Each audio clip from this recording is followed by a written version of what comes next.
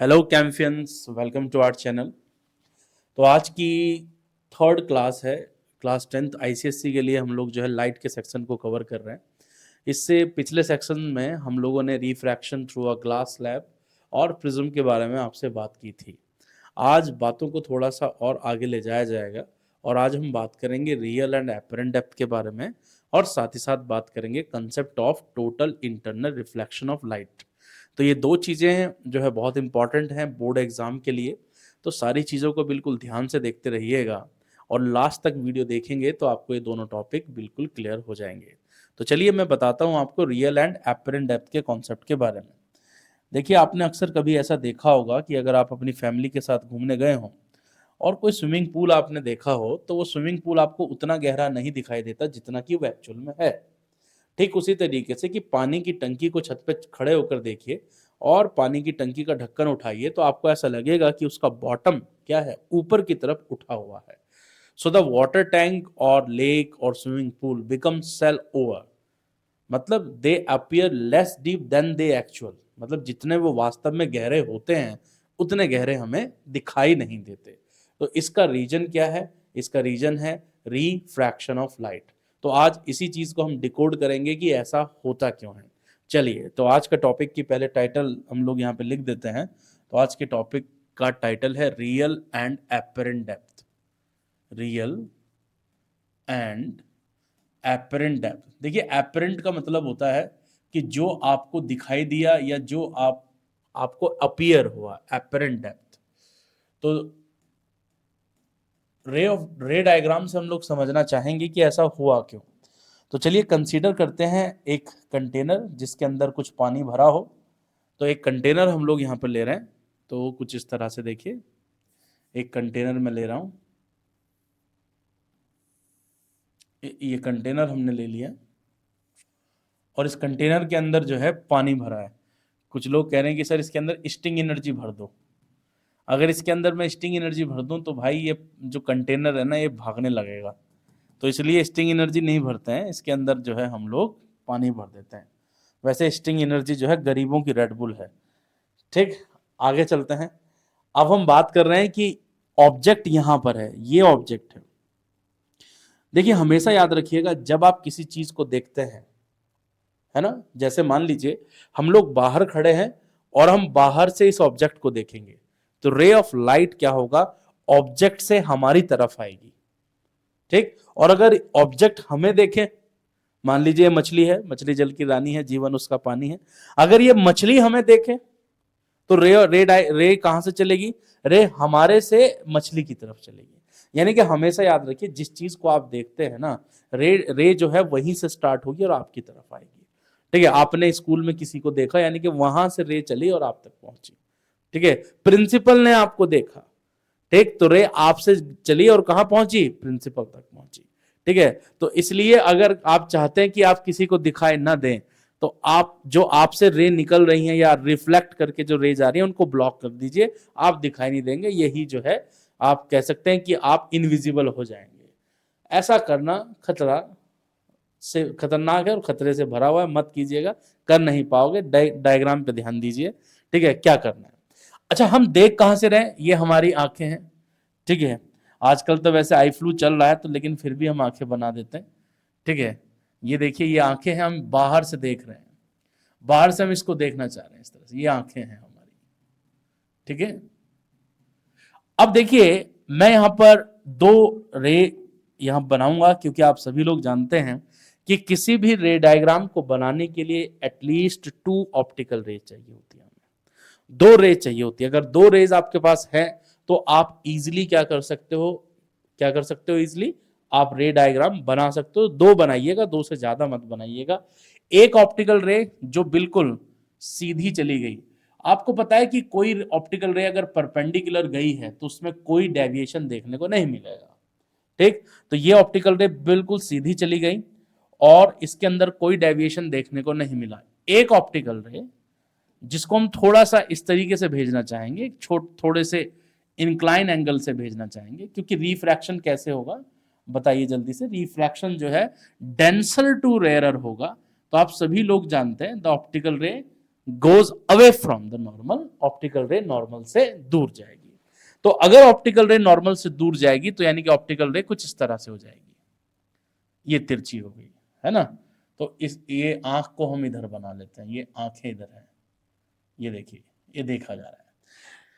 अब देखिए फाइनल जो इमेज बनेगी, फाइनल इमेज बनने के लिए क्या होना जरूरी है कि भाई रिफ्रैक्शन के बाद रेज का आपस में मीट करना जरूरी है। तो क्या ये मीना ईना से मिलेगी? कभी नहीं मिलेगी, ठीक है। वर्चुअली ये मीट कर सकती हैं, रियल में कभी भी इन दो रेज का इंटरसेक्शन नहीं होगा। तो हमने वही दिमाग लगाया, ठीक है, कि हमने क्या किया, इसको बैकवर्ड इस तरह से प्रोड्यूस किया। जब हमने इसे बैकवर्ड प्रोड्यूस किया तो हमें लगा कि यहां पर वर्चुअली दोनों इंटरसेक्ट कर रहे हैं, तो यहीं पर बनेगी आपकी फाइनल इमेज।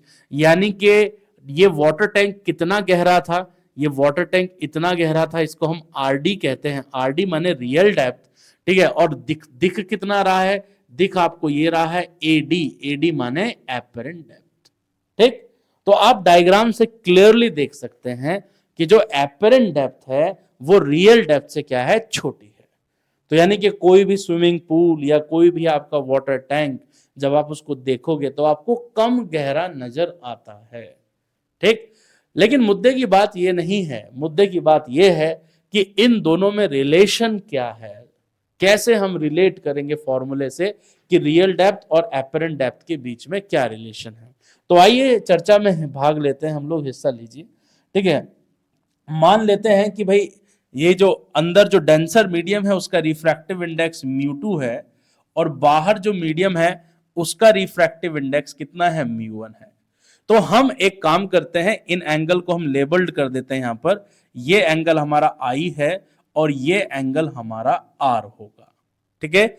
अच्छा, साथ ही साथ आप देखिए कि अगर ये वाला एंगल आपका I है तो इसका ऑल्टरनेट एंगल ये होगा I, बोलो। और अगर ये वाला एंगल R है तो इसका क्रॉसपॉन्डिंग एंगल ये होगा R। कुछ नाम रखना चाहूंगा मैं इसका, इसका नाम रखना चाहूंगा मैं M पॉइंट, और इस पॉइंट का नाम रख देता हूं मैं N, ठीक है। अब ध्यान से देखना, जो मैं यहां पर ऑपरेशन अप्लाई करूंगा मैथमेटिकल, ठीक है, मेरा ऑब्जेक्टिव क्या है, मेरा ऑब्जेक्टिव है रियल डेप्थ और एपरेंट डेप्थ के बीच में रिलेशन को स्टेबल करना। तो चलिए मैं आपसे रिक्वेस्ट करूंगा कि सबसे पहले आप एक ट्राइंगल देखें। कौन सा ट्राइंगल देखें आप जल्दी से? एक ट्राइंगल देखें आप, ये ट्राइंगल है MON, MON ट्राइंगल देखें। जब आप MON ट्राइंगल देखेंगे, फ्रॉम ट्राइंगल MON, तो MON ट्राइंगल को अलग से बना लेते हैं। ये MON ट्राइंगल आपका कुछ इस तरह का है। देखिए बच्चों ध्यान से, प्यारे बच्चों ध्यान से देखिए, ये वाला ट्राइंगल जो है आपका, ये है आपका MON, ये आपका MON ट्राइंगल है। इस MON ट्राइंगल में ये वाला एंगल आपका I है, ठीक। और MO किसके इक्वल है? ये तो आपका रियल डेप्थ के इक्वल है, ये तो RD के इक्वल है, तो इसको मैंने RD लिख दिया, ठीक है।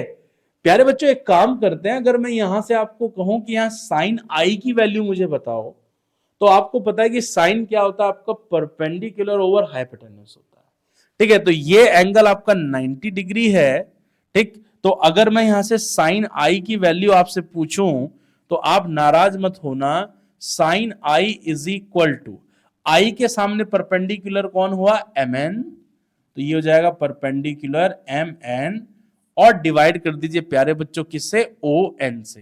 तो ये डिवाइड कर दिया हमने ON से। इतनी बात आपको समझ में आ गई? प्यारे बच्चों एक और ट्राइंगल देखो। कौन सा ट्राइंगल? MIN ट्राइंगल देखो। तो अगर आप MNI ट्राइंगल देखेंगे तो जरा देखो, मैं लिख देता हूं यहां पर, फ्रॉम, बहुत छोटा डेरिवेशन है, इतना बड़ा नहीं है, फ्रॉम ट्राइंगल, नाम क्या है ट्राइंगल का, MIN, MIN।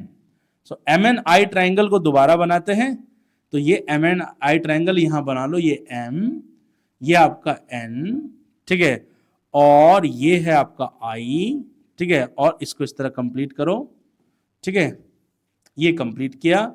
तो ये वाली जो साइड है वो आपकी एपरेंट डेप्थ के इक्वल है, AD के इक्वल है, ठीक है, ये वाला एंगल आपका आर है, ये एंगल आपका 90 डिग्री है।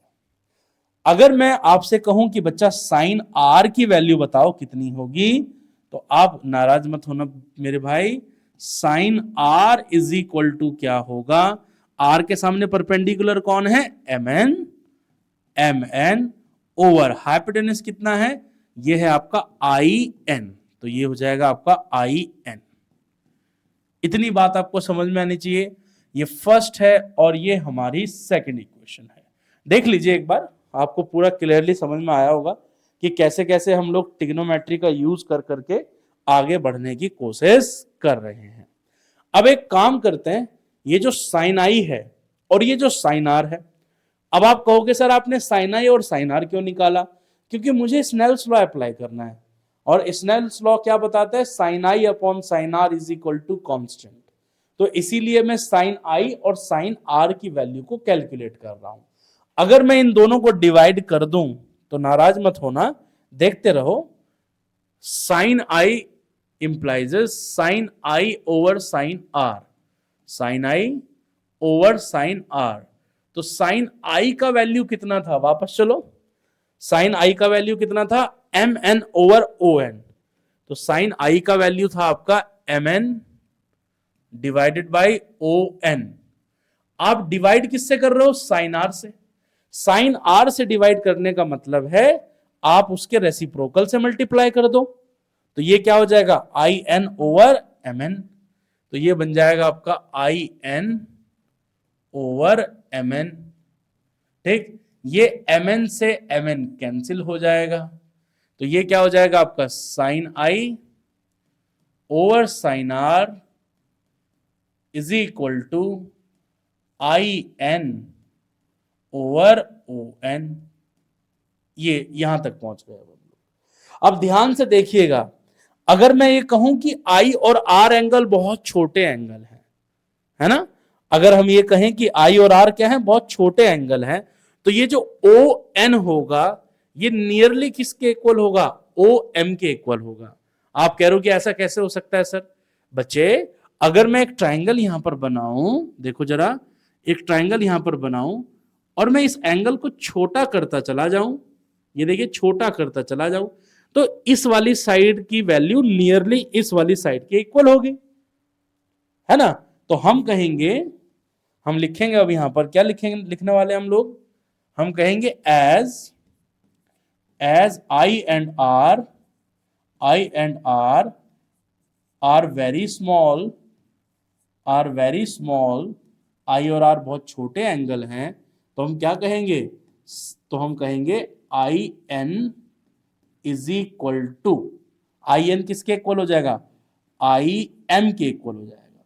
आई एन किसके इक्वल हो जाएगा, आई एम के। देख लो डायग्राम में, देख लो वापस, ये देखो आई एन किसके इक्वल हो गया, आई एम के इक्वल हो गया। मतलब ये आई एन जो साइड है ना, ये वाली साइड किसके इक्वल हो गई, इस वाली साइड के इक्वल हो गई, क्योंकि ये वाला एंगल क्या है, छोटा एंगल है।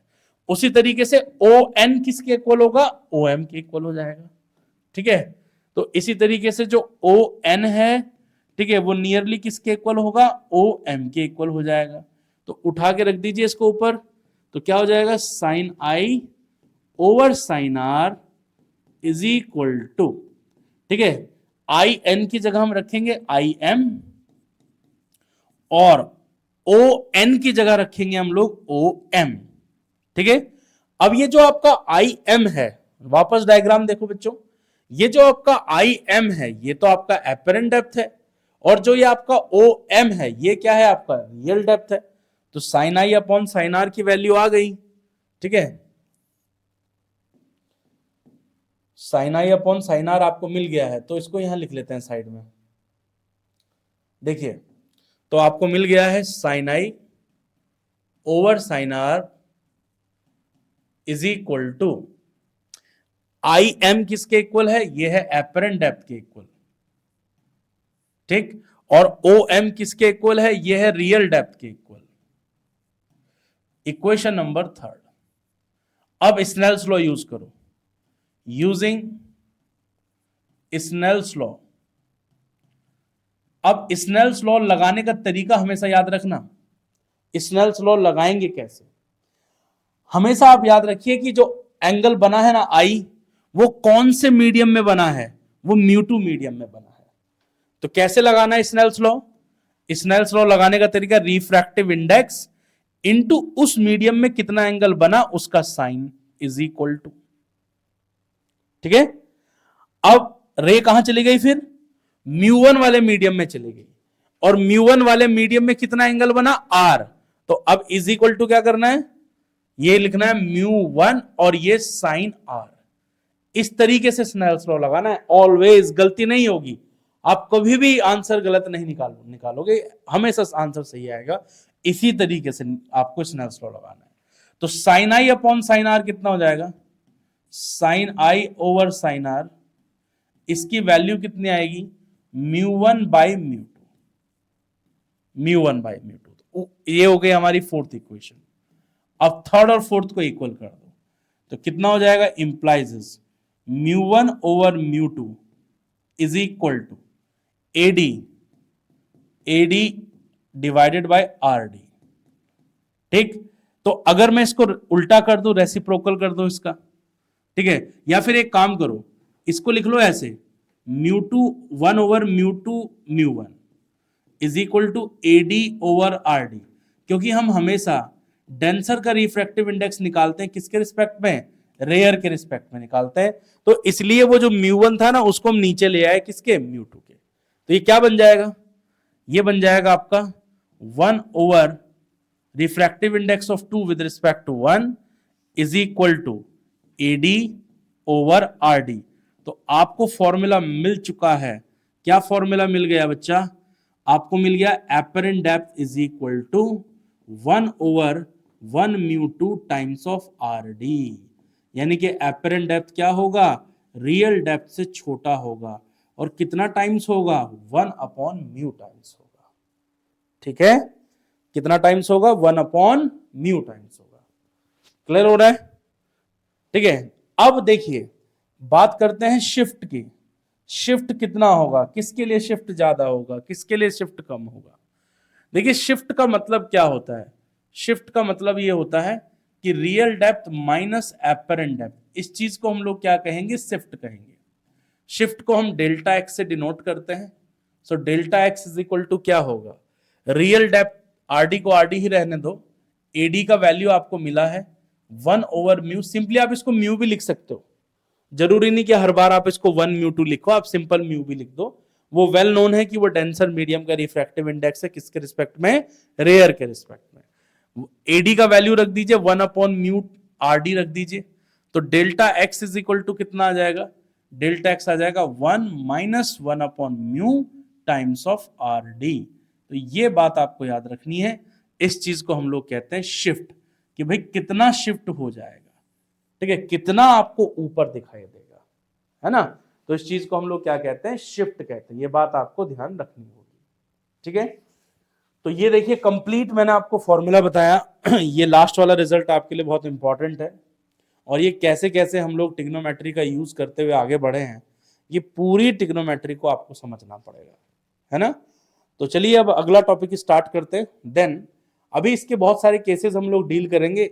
आज की क्लास में मैं सिर्फ आपको टॉपिक के बारे में बता रहा हूँ, ठीक है। नेक्स्ट जो क्लास होगी उसमें मैं आपको बहुत कंसेप्चुअल क्वेश्चंस बताऊंगा कि शिफ्ट जो है किस रिफ्रैक्टिव इंडेक्स के लिए, किस कलर के लिए ज्यादा होगी, किस कलर के लिए कम होगी। तो हम कंसेप्चुअल क्वेश्चन डिस्कस करेंगे, देन आपको मैं शिफ्ट के बारे में कंप्लीट इंफॉर्मेशन दूंगा, ठीक है।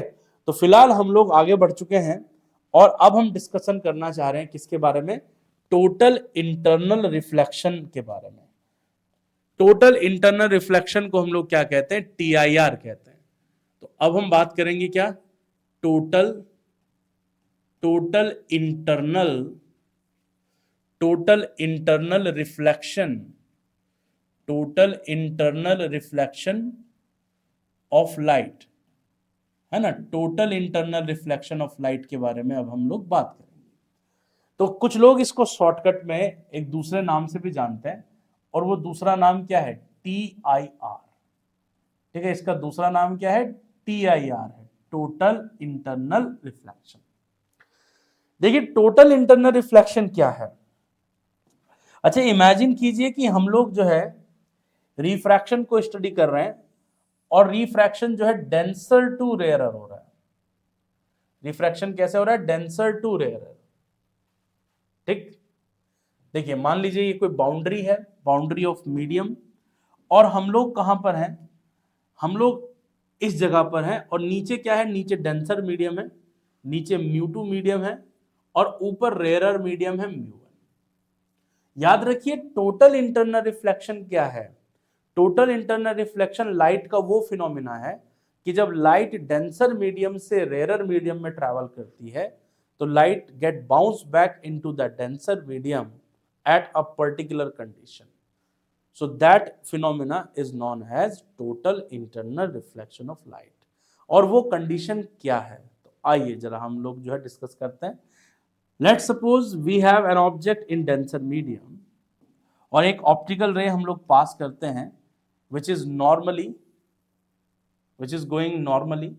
As we know, कोई भी ऑप्टिकल रे अगर नॉर्मली पास होगी तो उसके अंदर कोई डेविएशन देखने को नहीं मिलेगा, वो सीधे ही निकल जाएगी। अब जरा सोचिए एक कंडीशन के बारे में, और वो कंडीशन क्या है कि अगर कोई ऑप्टिकल रे इस तरीके से स्ट्राइक करे, कुछ एंगल बनाते हुए स्ट्राइक करे, ऐसे ऑप्टिकल रे स्ट्राइक कर रहे हैं, ये देखिए। तो आप सब लोग जानते हैं कि जब ऑप्टिकल रे इस तरह से स्ट्राइक करेगा तो अगर मैं यहां पर नॉर्मल ड्रॉ कर दूं, क्योंकि refraction denser to rarer medium के लिए हो रहा है, so light ray goes away from the normal. ये सिचुएशन आपको समझ में आनी चाहिए। अब सोचिए कि अगर मैं इस एंगल को इंक्रीज करता रहूं, ये वाला एंगल इंक्रीज करता रहूं, तो जैसे जैसे मैं इस एंगल को इंक्रीज करूंगा तो ये वाली रे नीचे नीचे की तरफ आती रहेगी, है ना? तो एक टाइम ऐसा आएगा, एक पर्टिकुलर इंसिडेंट एंगल ऐसा होगा जिस पर्टिकुलर इंसिडेंट एंगल पर एंगल ऑफ रिफ्रैक्शन क्या हो जाएगा? 90 डिग्री हो जाएगा। माने ये जो आपका एंगल ऑफ रिफ्रैक्शन है वो इस तरह हो जाएगा। देखो ध्यान से देखो, ये नॉर्मल हो गई, और जो आपकी रे ऑफ लाइट थी वो इस तरीके से पास हो गई। ध्यान से देखिए, तो ये जो एंगल है ना, ये कोई आम एंगल नहीं है। जिस angle of refraction incident angle पर एंगल ऑफ रिफ्रैक्शन 90 डिग्री हो जाए, उसी एंगल को हम लोग क्या कहते हैं? क्रिटिकल एंगल कहते हैं। क्या कहते हैं? Critical angle. So critical angle is that angle in denser medium for which the angle of refraction become 90 degree. अब एक और कंडीशन सोचिए कि अगर angle of incident critical angle से भी ज्यादा हो जाए तो क्या होगा? अब क्योंकि आपकी रे बाउंड्री पर ट्रेवल कर रही है, इसको बोलते हैं हम लोग ग्रेजेस अलोंग द सरफेस, है ना? सरफेस के अलोंग ट्रेवल कर रही है। लेकिन अगर हम ये सोचें कि आपका जो इंसिडेंट एंगल है वो इंसिडेंट एंगल इन बड़ा है, किससे बड़ा है? क्रिटिकल एंगल से भी ज्यादा हो जाए, so this time light will not refract, ये रिफ्लेक्ट कर जाएगी और इनटू द सेम मीडियम, वापस उसी मीडियम में आ जाएगी by following the laws of reflection. यानी कि अगर angle of incident critical angle से ज्यादा है तो क्या होने वाला है? तो लाइट रे क्या होगी? उसी मीडियम में वापस लौट के आ जाएगी जिस मीडियम से वो जा रही थी। यानी कि यहां रिफ्रैक्शन नहीं हुआ, यहां क्या हुआ? रिफ्लेक्शन हुआ। और लाइट के इसी इवेंट का नाम क्या है? TIR, यानी कि total internal reflection of light. Clear है? आपको यह बात पता होनी चाहिए कि TIR के लिए एसेंशियल कंडीशन क्या है। TIR कब हो सकता है? कंडीशन देखिए, कंडीशंस फॉर TIR। TIR के लिए पहली कंडीशन क्या है? पहली कंडीशन है कि जो रिफ्रैक्शन ऑफ लाइट है, refraction should be denser to rarer medium, denser to rarer medium. यानी कि लाइट रे अगर डेंसर से रेयरर मीडियम में जा रही है, सो वहीं पर चांस हो सकता है कि TIR हो। कभी भी रेयर टू डेंसर मीडियम के लिए TIR नहीं होता। और सेकंड कंडीशन क्या है इसकी? बहुत एसेंशियल कंडीशन है। सेकंड कंडीशन ये है, the angle of incidence the angle of incidence in denser medium in denser medium must be greater than IC. ठीक है, that is angle of incident must be greater than the critical angle. अगर ये दो condition follow कर रही है light रे, तो आप कह सकते हैं कि टीआईआर होने के चांसेस ज्यादा है, पर टीआईआर की पॉसिबिलिटी होगी. बट अगर ये दो कंडीशन फॉलो नहीं हो रही है तो आप नहीं कह सकते कि टीआईआर होगा. तो क्रिटिकल एंगल की डेफिनेशन तो आप समझ गए. Critical angle is that angle in a denser medium, is that angle of incident in denser medium for which the angle of refraction become 90 degree. तो अब हम लोग इसका रिलेशन निकालते हैं. अब हम स्नेल्स लॉ अप्लाई करेंगे. यहां पर स्नेल्स लॉ अप्लाई कर दीजिए. तो देखिए ध्यान से, लाइट रे μ2 से μ1 जा रही है और μ2 मीडियम में एंगल बना है I इंसिडेंट एंगल, और μ1 मीडियम में बना है आपका एंगल ऑफ रिफ्रैक्शन, तो साइन R लिख दीजिए यहां पर. अगर मैं यहां एक कंडीशन अप्लाई करता हूं बच्चा, कंडीशन क्या है देखो, हम कहेंगे when I is equal to IC, when angle of incident is equal to the critical angle, then उस कंडीशन में एंगल ऑफ रिफ्रैक्शन कितना हुआ है 90 डिग्री. ये कंडीशन अप्लाई कर दीजिए. तो अगर आप ये कंडीशन अप्लाई करेंगे तो क्या होगा, μ2 sin IC और ये हो जाएगा μ1 और sin 90. sin 90 का वैल्यू 1 होता है तो इसकी जगह पे 1 आ जाएगा. So μ2 sin IC is equal to μ1 sin 91 हो गया. μ2 इसके डिवाइड में ले जाओ, sin IC is equal to μ1 over μ2, यानी कि sin IC की अगर हम बात करते हैं तो sin IC, क्योंकि आपको हमेशा याद रखना है रिफ्रैक्टिव इंडेक्स को डेंसर डिवाइडेड बाय रेयर लिखते हैं, रेयर अपॉन डेंसर नहीं लिखते हैं कभी भी. ठीक है, तो ये हो जाएगा 1 अपॉन μ2 ओवर μ1. आप इसको सिंपली म्यू भी लिख सकते हो. तो sin IC is equal to μ1 over mu. ये कंडीशन याद रखिएगा, ये किसके लिए है, total internal reflection of light के लिए. ठीक है, तो इस फॉर्मूले को यूज करते हुए आप क्रिटिकल एंगल निकाल सकते हैं. तो ये था total internal reflection of light. देखिए इसका एक छोटा सा एग्जांपल बताते हैं आपको, है ना, एक छोटा सा एग्जांपल बताते हैं प्रिज्म के केस में. देखिए, बाकी अगली वीडियो में हम लोग इसमें डिटेल में बात करने वाले हैं. ठीक है, अब एक छोटा सा एग्जांपल देखिए. मान लेते हैं कि हमारे पास ये एक राइट एंगल आइसोसेलेस प्रिज्म है. Right angle isosceles prism.